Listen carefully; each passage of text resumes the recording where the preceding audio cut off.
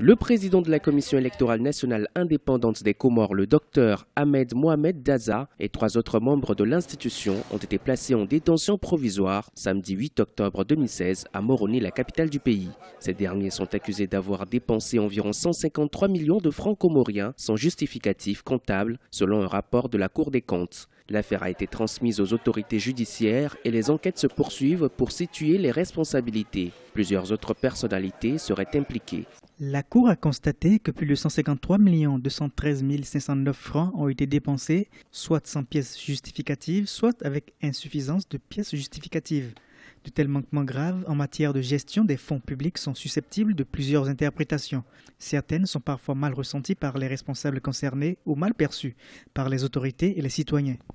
Depuis les élections législatives organisées en 2015 aux Comores, des voix se sont élevées pour réclamer une transparence dans les activités de la Commission électorale nationale indépendante. L'institution est accusée de fraude électorale par une partie de l'opinion politique et de mauvaise gestion des ressources financières par les organes de contrôle. Les premières révélations sur les détournements de fonds datent de mars 2015. Il aura fallu plus d'1 an pour que la justice décide de réagir. C'était une dépense qui a eu lieu durant les élections législatives de fin 2014 à début 2015. 4 membres de la CENI ont été placés en détention et 2 autres sont sous contrôle judiciaire. Le rapport a eu lieu en mars-avril 2015, mais le gouvernement en place n'a pas surveillé cette affaire.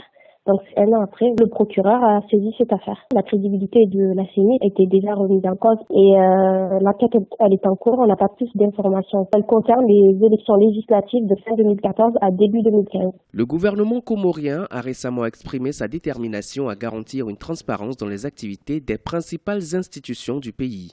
Dans cette affaire, la justice affirme détenir des preuves matérielles prouvant une malversation. Elle entend par ailleurs se donner les moyens pour traiter tous les dossiers en cours.